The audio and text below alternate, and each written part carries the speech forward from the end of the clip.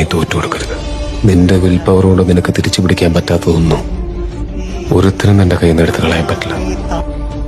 നിന്റെ ജീവിതത്തിൽ ഇനി എന്ത് സംഭവിച്ചാലും ആര് നിന്റെ മുമ്പിൽ വന്ന് നിന്നാലും